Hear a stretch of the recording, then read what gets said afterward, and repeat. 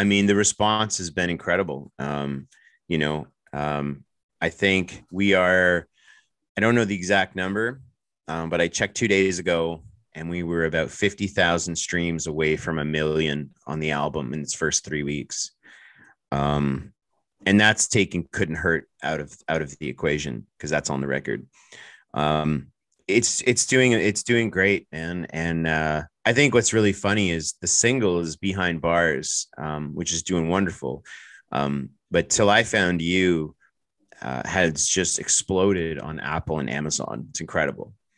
So it's funny. It's funny to see different platforms and how certain songs go in different directions. But um, I mean, it's doing great. And I remember when I put my first record out, Thoughts Become Things, in 2018, and it took like 4 months to hit 1,000 streams. So to be sitting like at a million 3 weeks in is just nuts. I'm so grateful, man. It's incredible. With the two singles. So Couldn't Hurt's been out for a while, and Behind Bars is more recent. Both of them have reached the top of the charts. What does that mean to you? I mean, you can know that you've made an incredible album with the 8 songs, but it doesn't mean you're going to have hit singles because it helps that you have great music, but great music doesn't necessarily mean success because there is a machine behind it. There is promotion, there is money and marketing, and uh, like there's different demographics and audience response, and times are changing and people are looking for something else, and there's trends. Like a lot of it's out of your control. So what does it mean to have actually broken through with 2 hit singles? It's nuts, because I wrote Couldn't Hurt. I remember, I remember writing my verse and Couldn't Hurt, and I remember sitting in this room, working on Behind Bars. And I mean, it's, the album was number one. It was the number one selling album on Apple and iTunes on its debut release, November 5th and 6th, back-to-back days, and seeing my name up there with, Chris Stapleton, Dan and Shay. What? It's just like, it's I don't know that I don't know that that's something I'll ever really understand, and to explain what it feels like, all I can say is all I want to do is just like go back to the village, and be like, hey, like There's that's all. gold in them hills. Yeah. I mean, it's funny, that's truly what I want to do. I mean, I just think, um, why celebrate one life, my life, when you can celebrate a whole bunch of lives? I mean, I may never meet these people and these fans, and maybe I will, but to know already that there has been a handful of people that have made life-changing decisions because they decided to burn the boats. I'm not going to say their name, but recently, as someone that I know really unhappy with their job, and her and I chatted, and I told her, I said, if you're not happy, then quit, leave. And it's like that scary feeling of, well, shit, if I quit, then I don't have a job. But here's the profound thing. I want you to think of like, you have a knapsack on, right? And in your knapsack, you have these rocks, and every rock weighs 5 pounds, and every rock symbolizes a problem or an issue or a situation that you currently are dealing with that is just dragging you down and creating a negative energy and vibe around you. If your knapsack can only hold 30 rocks, okay, and you're walking past a new opportunity, you can't fit that opportunity even as a positive into your knapsack because your knapsack's already full. So the point of my story is, in order to make room for opportunity, in order to make room for what you truly want in your life, you got to remove some of those rocks from your knapsack.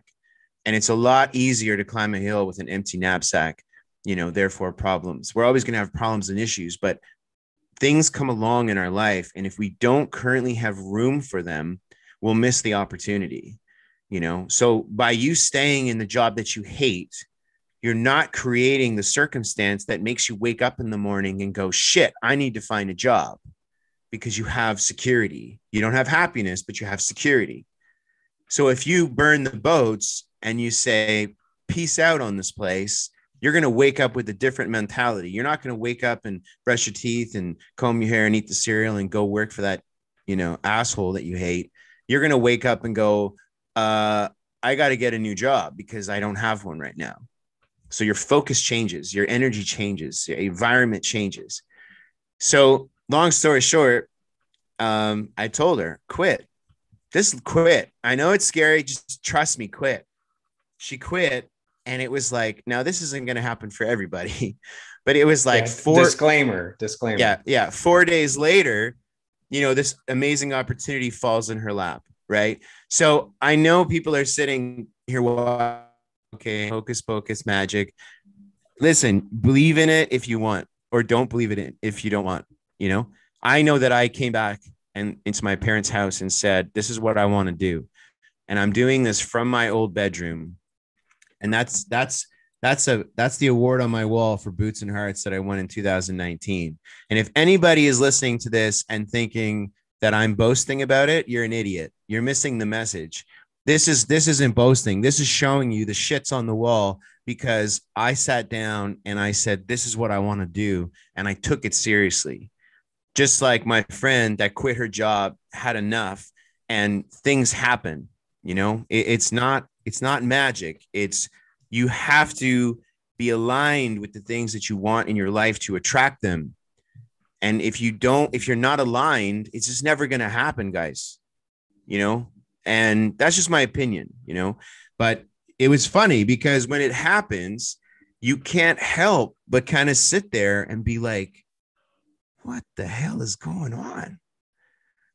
You know, like, wow, it's crazy. Feels like the universe is conspiring in your favor once you know what you want.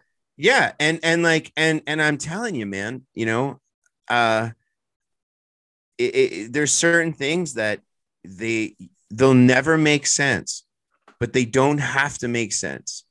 You just have to trust it and really trust it. It's not like someone's sitting here listening and now they're going to close their eyes and they're going to say, all right, thoughts become things. I want a Lamborghini.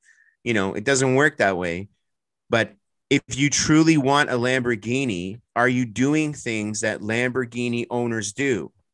You know, there's a funny observation. Do you ever see commercials for Ferraris and Lamborghinis and Bentleys? No, because people that drive them, TV. That's right. It's not, guys, it's not rocket science.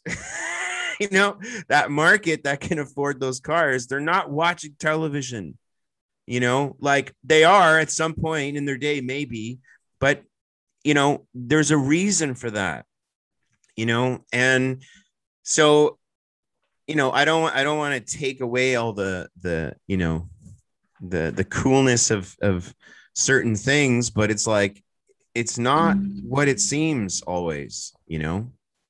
So the law of attraction, you know, that was popularized by the book, The Secret, and the movie, The Secret. And the problem with the law of attraction is where people think that, you know, I just have to desire a Lamborghini and it'll appear. It's the law of attraction works where you have clarity on what you want, but then you need a clearly defined plan of how to achieve it, and you have to put in the work. So there is the law of attraction where, you know, if you want a yellow car, you start seeing yellow cars everywhere. There's all that stuff, but it doesn't mean just thinking of what you want and then assuming it's going to come. You got to put in the work. Right. Yeah. And your analogy about the backpack and the stones reminds me of a story from Steve Harvey. So he had an old beat up car that he just had in the driveway. This is back when he lived with his parents. And, you know, he wanted this new car and he just never got it. And at one point, I think his mom or someone says, well, where are you going to put this new car? Like, we have room for one car, and you have that old beat up car with, flat tires that's there. You couldn't even, you don't even have anywhere to store the new car. So he gets rid of the car, and within a few days, he got the new car. And he shares that story, telling the audience, maybe you're in a relationship where you got to get rid of that old car. And he shares a story where, he knew this woman that she was dating someone that wasn't good for her, and every few days they'd go out to this restaurant, and there was this really nice server, and she was just never leaving this relationship even though she knew she should. And then one day she ends that relationship, and she comes in alone for the first time to that restaurant, and the server, the guy says,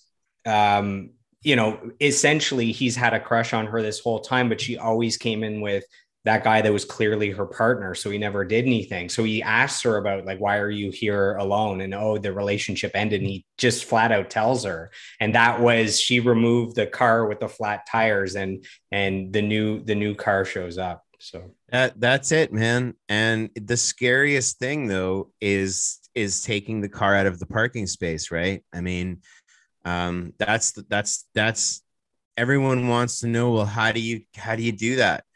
I've met people that say, oh, well, Dave, you're not married, or you don't have children, or you don't this, but like, I get it, you're right, but it's also a choice I made to not put myself in that situation.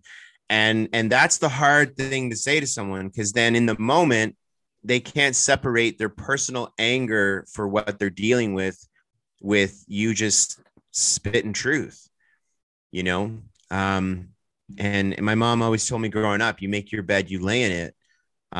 But I think you can make your bed and lay in it, but also it can be a comfortable bed, so things don't have to be as hard as you think they are. And I just try to show people that anything is possible, but you got to really want it. And you got to really, really work hard for it, for sure.